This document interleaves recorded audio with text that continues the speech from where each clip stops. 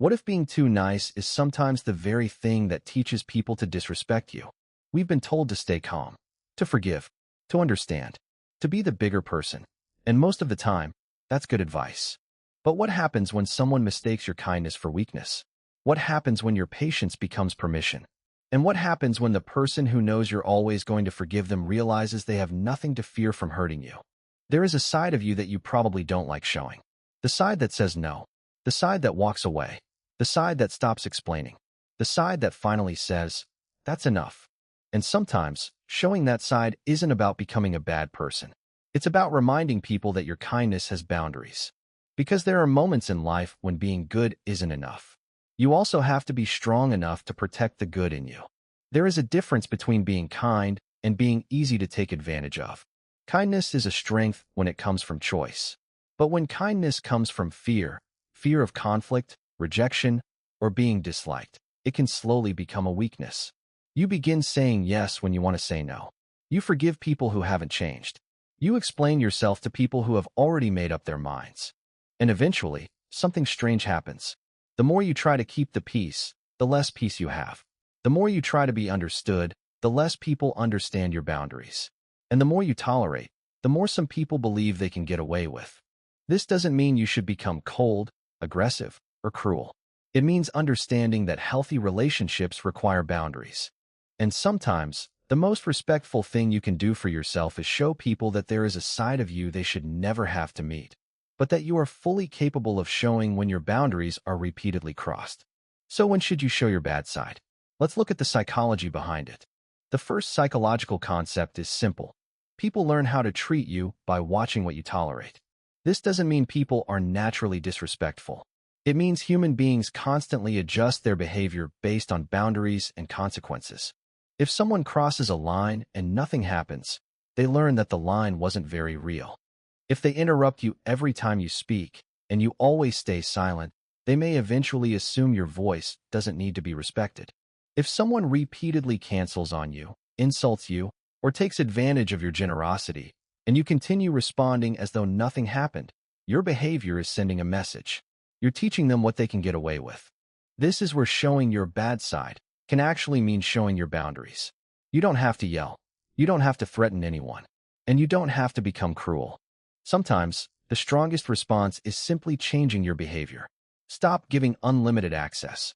Stop explaining yourself repeatedly. Stop rewarding disrespect with more kindness.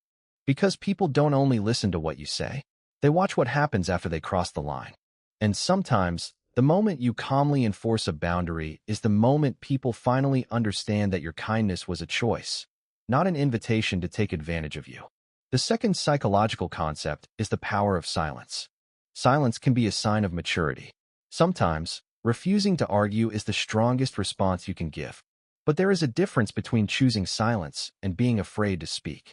If you constantly stay quiet because you're afraid of upsetting someone, your silence can become permission. People may begin to believe that you'll never challenge them. They can interrupt you, dismiss your opinions, cross your boundaries, and because you don't respond, they assume there is no consequence. This is where silence needs to change. You don't have to become loud. You don't have to match someone's anger. You simply have to become clear. I don't accept being spoken to that way. That doesn't work for me. I'm not continuing this conversation. And sometimes, you don't even need to say anything. You simply remove yourself. Psychologically, this changes the dynamic because you're no longer participating in the behavior. You're showing that access to you is conditional on basic respect. And that's an important distinction. Being peaceful doesn't mean being passive. You can be calm and still be difficult to manipulate. You can be kind and still be impossible to disrespect repeatedly. Because sometimes, your strongest side isn't the side that fights back. It's the side that knows exactly when to stop engaging. The third psychological concept is boundary testing. People don't always cross your boundaries all at once. Sometimes, they test them gradually. They make a small disrespectful comment and watch how you react. They ask for a favor you don't want to give. They cancel plans at the last minute. They push a little further each time. And if nothing happens, they learn something. They learn that your boundaries can be negotiated. This is why your response to the first small violation can matter more than your response to the 10th. Think about someone who constantly makes jokes at your expense. The first time, you laugh. The second time, you ignore it. The third time, they do it in front of other people. By then, what started as a joke has become a pattern. The solution isn't to suddenly become aggressive. It's to address the behavior while it's still small. Don't speak to me like that. That's not something I'm comfortable with. Don't do that again. Short, calm, clear. You don't need a 5-minute explanation. Because the more you explain a reasonable boundary, the more opportunities you give someone to argue with it. A boundary isn't a debate. It's a decision about what you will and will not accept. And sometimes, showing your stronger side simply means letting people discover that your patience has a limit. The fourth psychological concept is the difference between forgiveness and permission. Forgiving someone doesn't mean giving them unlimited access to hurt you again. But many people confuse the two. They believe that being a good person means always giving another chance. So they forgive the broken promise, then the disrespect, then the betrayal, and each time, they hope the person will finally change. But forgiveness without boundaries can create a dangerous pattern. The other person learns that consequences are temporary. They hurt you. You become upset. You eventually forgive them. And life returns to normal, until it happens again. This doesn't mean you should hold grudges. It means you should pay attention to patterns. One mistake can be a mistake. Repeated behavior is information. If someone genuinely regrets what they've done, their behavior should eventually reflect that regret. They don't simply apologize. They change. And if they don't change, you don't have to keep offering the same version of yourself to them. Sometimes showing your stronger side means saying, I forgive you, but things are going to be different now. That's not cruelty. That's self-respect. Because forgiveness can release you from anger. But boundaries protect you from repetition. The fifth psychological concept is knowing when to walk away. There are situations where talking works. There are situations where boundaries work. And then there are situations where neither will change the person in front of you. You explain yourself. They ignore you. You give another chance. They repeat the behavior. You establish a boundary. They test it again.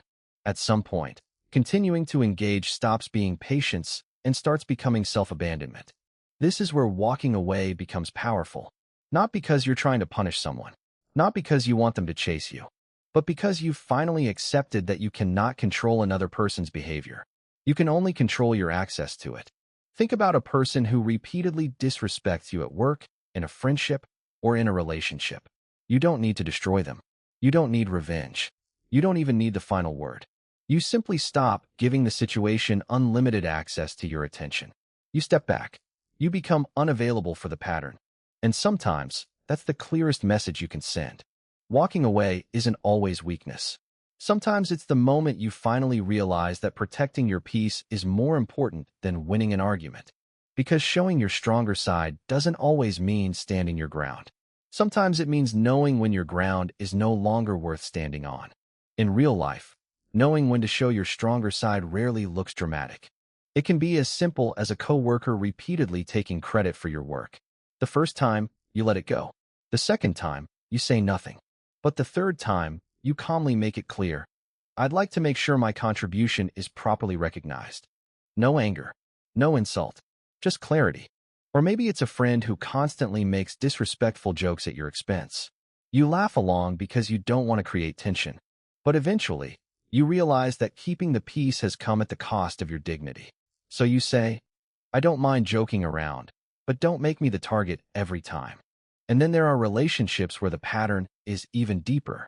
Someone repeatedly breaks promises, crosses boundaries, apologizes, and then does it all over again.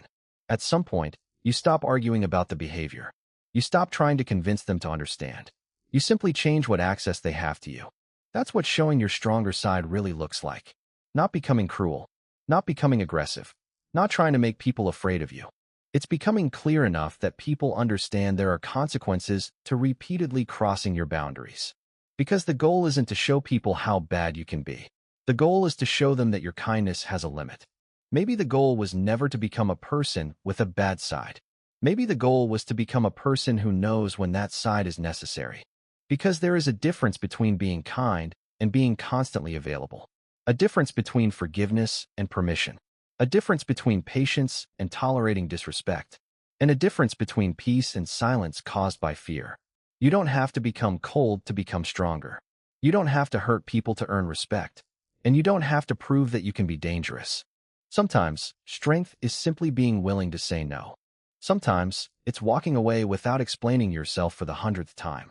Sometimes, it's allowing someone to be disappointed because their disappointment is not your responsibility. And sometimes, the strongest version of you is the one who finally stops trying to convince people to treat you with basic respect. The people who truly value you won't need to be afraid of your boundaries. They'll understand them. Because your kindness should be something you give freely, not something people learn to exploit. So perhaps the question isn't, when should I show my bad side? Perhaps the better question is, how long am I willing to hide my boundaries just to keep someone else comfortable? There is a side of you that should never have to come out. Not because you're incapable of showing it, but because the people who truly respect you will never give you a reason to. Your strength isn't measured by how badly you can hurt someone. It's measured by how calmly you can protect yourself when someone crosses the line. You can be kind without being weak. You can forgive without forgetting the lesson. You can walk away without hatred. And you can have boundaries without becoming bitter. So if someone keeps mistaking your kindness for weakness, don't become cruel just to prove them wrong. Become clear. Let your actions speak. Let your boundaries become visible. And if they still refuse to respect them, let your absence say what your words no longer need to explain. Because sometimes, the strongest side of you isn't the one that fights back. It's the one that finally knows when enough is enough. And maybe, years from now, someone will think about you the same way you thought about the people in this story. The only question is, what will they remember? It's been a pleasure sharing this journey with you. Until next time, stay safe, and thank you very much for watching.